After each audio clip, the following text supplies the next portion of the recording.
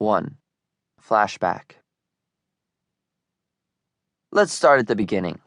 When I came along, my sister Kristen was 9, and my brothers Ryan and Dylan were 7 and 2. Yep, I'm the baby of the family, and they never let me forget it. My parents will tell you that, from day one, I was a happy little dude. Somewhat adventurous, sure, but never jumping off the walls or acting crazy like a lot of the other boys. My mom insists I didn't give her a hard time and thanks me for it. If she put me in a timeout, I'd just go and stand in the corner by the stairwell. Dylan would try to argue his way out of it, but I knew better. I knew by the time he was done arguing and just beginning his timeout, I'd be out of mine and already back outside playing. You did the crime, do the time. I have a summer birthday, so I started kindergarten at St. Thomas Aquinas Regional School a little late. I was 6 and the class clown who cracked the other kids up.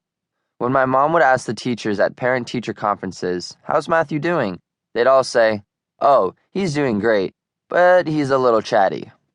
Couldn't help it. I always had something to say, and still do. I was into sports, big time. From the time I was 4, I did soccer in the spring and fall. When I was in 1st grade, around 7 years old, I started swim team, and that went on until high school. I also did t-ball, basketball, and lacrosse. I wanted to play football, but my mom wouldn't let me start until I was 10. That was her magic number. As much as I begged and tried to wear her down, she said no.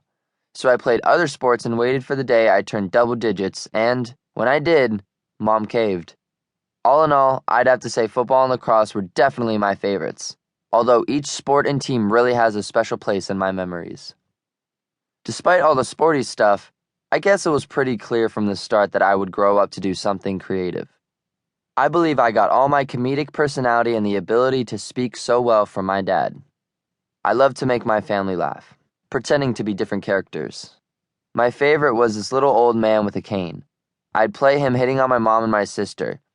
My whole family would be in tears cracking up.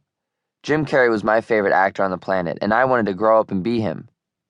Starting in 4th grade, whenever we were given a group project in school, other kids would want to do a diorama, poster, or a book report. Me, I would always be the one to say, "Can we do a video?" I also did a lot of stuff with photos. I love to make montages with music. I remember starting in 4th grade doing lip-syncing videos with Dylan. In middle school, I did acting and theater, and honestly, that's where I wanted to be one day. I'd think about being a serious actor, someone like Leonardo DiCaprio, with a wide range of roles that challenged me. From the time my parents bought me a mini video camera of my own, I never put it down. It was really apparent to everyone who knew me that I was into tech and videos, editing and filmmaking. But remember, this was before social media became really popular, so I had all these crazy ideas exploding in my head and no way to set them loose into the world. Once I discovered YouTube, I started making videos and posting them all the time. I remember every weekend I'd go over to my friend Johnny's house and we'd shoot. The best part for me was editing the videos on Movie Maker, putting them together so they told a story, adding music and sound effects. Gradually, I started learning newer, harder editing programs to really bring them to life. In 4th grade, while most kids would be on their computers playing basic games, I'd be there at my screen at home splicing videos on Sony Vegas Pro 10. The rest, as they say, is history. But really, it was more than that. It was destiny, fate, whatever you want to call it. Something just clicked for me and I knew this was going to be my thing. The thing that set me apart. The thing that let me reach out to others in a powerful way. But that said, I never labeled myself or let people label me. I had tons of interests and things I liked to do. I never wanted to be just part of one group, and I would try and break down walls of cliques and bring people from all walks of life together. I believe you should be friends with everyone because everyone has something significant to bring to the table. That's who I was, and I'm proud to say it's who I am today. It's our differences that make us who we are, so why would you want to mess with that? Ask Matt.